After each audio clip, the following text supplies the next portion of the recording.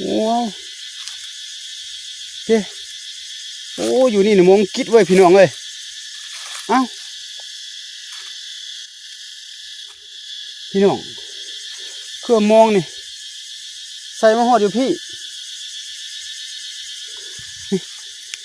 อยู่นี่เบิ่งขึ้นก่อนพี่น้องน่ะโอ้ยเหนียวว่ะ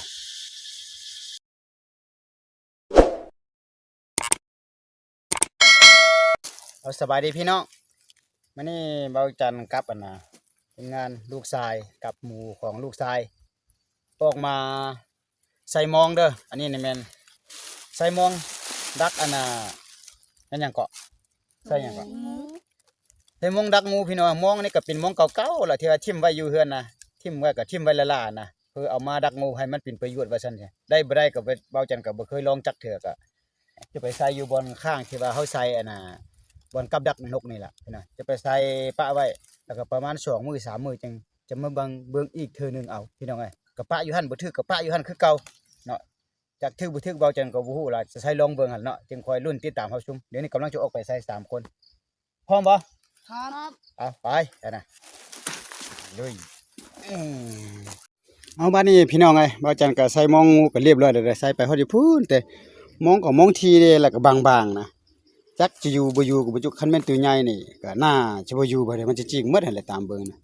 ก็ใส่ไว้ในนี้แหละพี่น้องไอ้ถึกหยังก็อย่าบ่ถึกก็อย่าเลยนี่ไปตามห้องอันน่ะเข้าไปอยู่ไหนเพิ่นล่ะจึงคอย 2-3 มื้อจึงคอยมาลุ้นติดตามเฮาชุนกันแต่เบิดนึงอันก็จะออกมายามกลับก็อยู่แถวนี้มีกับนกพี่น้องเอ้าพอกันมื้อต่อไป2 มื้อ 3 มื้อจังบ่เบิ่งเทื่อนึงขอขอบใจพี่น้องบ๊ายบายพอกันมื้อต่อไปเด้อพี่น้องทักทายสบายดีพี่น้องมื่อนี้เบาจันจะพาไปเบิ่งมองงูเด้อหลังจากใส่ไว้ประมาณ3-4 มื้อนี่แหละพี่น้องเอ้ยก็บ่ฮู้ว่าถือบ่ถือก็ไปเบิ่งกับเบาจันก็บ่เคยใส่จักเทื่อดอกพี่น้องนี่มาเฮาไปไล่น่ะงัวควายอยู่นี่แหละพี่น้องเอ้ยกำลังย่างไปพาเด็กงานเด็กน้อยไป2 คนพี่น้องมีแต่ไปเบิ่งซื่อๆเด้อพี่น้องถ้าบ่ถือเบาจันก็ใส่ไว้คือเก่าหั่นล่ะพี่น้องเอ้ยแต่ว่าช่วงระยะนี้ก็เป็นช่วงฤดูกาลที่ว่าสงกรานต์ปีใหม่ลาวนะพี่น้องเนาะที่ว่ากำลังม่วนกำลังซื่นเลยพี่น้องบ่อยู่บ่จักว่าอยู่ตัวเมืองชนบทบ่อนใดก็แล้วแต่กำลังม่วนซื่นเนาะพี่น้องไปอยู่ฝากกงกันข้ามทั้งพุ่นได้พี่น้องอยู่พุ่นได้สิไป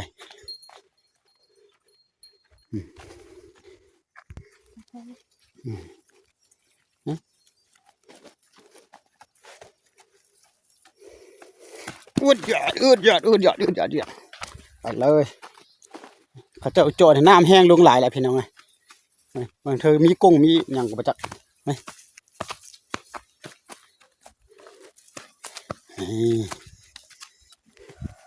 แดดออกแห้งเด้ออยากห้อนในหนึ่งพี่น้องเมื่อวานฝนตกได้ตอนเช้านะตกพอซุ่มๆมาละบางคนก็ตกแห้งอยู่แต่วันนี้ก็แดดฝนบ่ตกพี่น้องแต่แดดหลายหูหาก9 โมง 10 โมงซื่อๆเด้อประมาณ11-12 โมงเอาประมาณห้อนจักองศากับจักนะทำงานน้ำกันไปน้ำกันเห็นเนาะ2 คนพาไปเบิ่งเนาะพี่น้องเนาะมันประมาณกันลุ้นน้ำกันเนาะพี่ไปอยู่พูดเลยพี่น้องอยู่วันเจ้าหัววันเข้มหนองปลาเพื่อนละ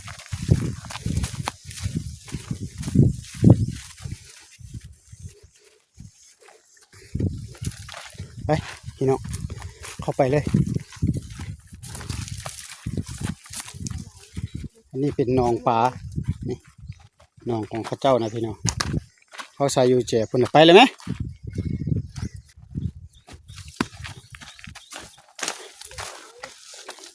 ไปป่าไปเลย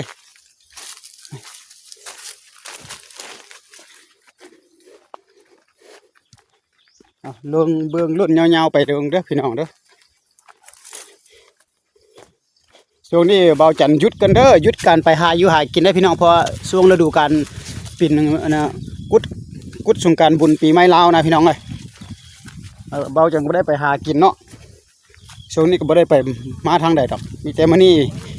มีโอกาสหน่อยนึงแล้วก็จะย่างมาเบิ่งมองก่อน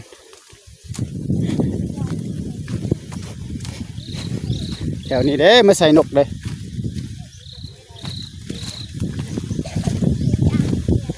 สิหมานบ่พี่น้องเยี่ยมเข้าป่าไปแล้วบาทนี่นี่แหละพี่น้องเอ้ยถือบ่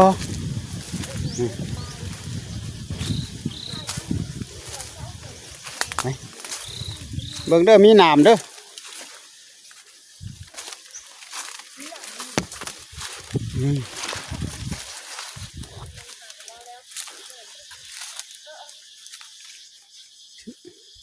เจ้าสองคนอยู่นี่ก็ได้เด้ออยู่นี่ก็ได้เพราะไอ้ยางไปเบิ่งคันว่าถึกจึงจะเอิ้นมาใส่เด้ออยู่นี่แหละ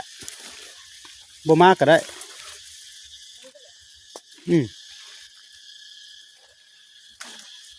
โอ้ยสิมานอยู่บ่เนาะพี่น่ะเบิ่งน้ำกันเด้อนี่มองเฮากับตัวนี้ละมอดล่ะแต่บ่ฮู้ว่ามองบางแล้วถึกออกก็บ่จักหรือว่าบ่ถึกก็บ่จัก2 มื้อเลยได้พี่น้องเอ้ย2-3 มื้อละมาใส่หั่น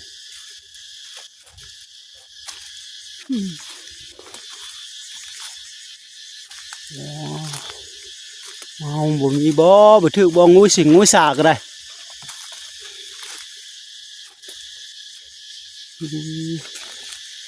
พี่น้องเอ้ยคือบ่เห็นหยังมิดจิลีอยู่บ่ถึกกับเบาจังกับป้าไว้อยู่นี่คือเก่าเด้อพี่น้องโอ้เจ้โอ้อยู่นี่นี่มองคิดไว้พี่น้องเอ้ยเอ้าพี่น้องเครื่องมองนี่ใส่มาหอดอยู่พี่อยู่นี่เบิ่งขึ้นก่อนพี่น้องน่ะโอ้นั่นยังวะน้องแต่งก่อน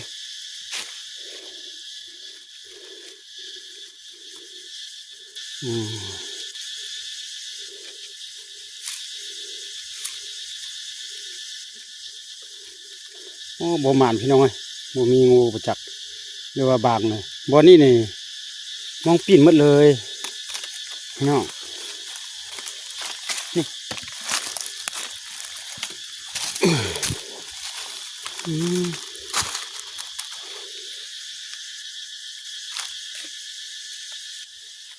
บ่หมานพี่น้องเอ้ยเข้ามากับป้าอยู่นี่คือเก่าแหละ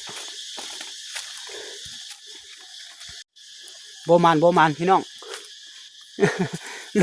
โอ้หลอดคุมเยอะมาเครื่องกับโบเปลี่ยนทำได้มีแต่นุ่งเสื้อใส่ซื่อบ่หมานพี่นะป้าอยู่นี่คือเก่าก่อนแต่ถึงที่2-3 มื้อจงคอยมาเบิ่งอีกเนาะน้องไปบ่หมานกลับไปทางพุ่นก็ได้เอากลับก่อนพี่น้องหมดละมีแต่พยายามเบิ่งซื่อเพราะว่าถ้ามันถึกกับเขากับบ่มาเบิ่งกับมันก็จะกลายเป็นว่ามันมันเน่าหันนะพี่น้องไงก็เลยว่าออกมายามก็กลับเท่านั้นแหละปลาไปนี่จะประมาณ4-5 มื้ออีกพี่น้อง2-3 มื้อฮะมันนี่เป็นมื้อวันคารมันผุดวันผัดมื้อวันศุกร์จึงจะออกมาเบิ่งอีกพี่น้องไงวันศุกร์เพิ่นละไปเอาสำหรับคลิปนี้ก็อำลาพระจากไปก่อนพี่น้องเอ้ยพ่อกันใหม่ในโอกาสหน้าหรือว่าคลิปหน้าเบิ่งแล้วก็ฝากไลค์ฝากแชร์ฝากติดตามด้วยเด้อบ่หมานกับพี่น้องพ่นนะเป้าจังก็เพราะว่าได้ใส่แล้วก็ต้องได้ออกมาเบิ่งอ่ะนะพ่อกันใหม่ในโอกาสต่อไปเลยติดตามให้เด้อพี่น้องทุกคนให้อยู่ดีมีแห้งเด้อปีใหม่ฟ้าใหม่นะให้ลำรวยเด้อสุขภาพแข็งแรงพี่น้องซื้อได้ขายใหม่หมดทุกผู้ทุกคนสำหรับคลิปนี้เบาจันขอลาล้มความดีไปก่อนพ่อกันในคลิปต่อไปเลยสวัสดีครับพี่น้อง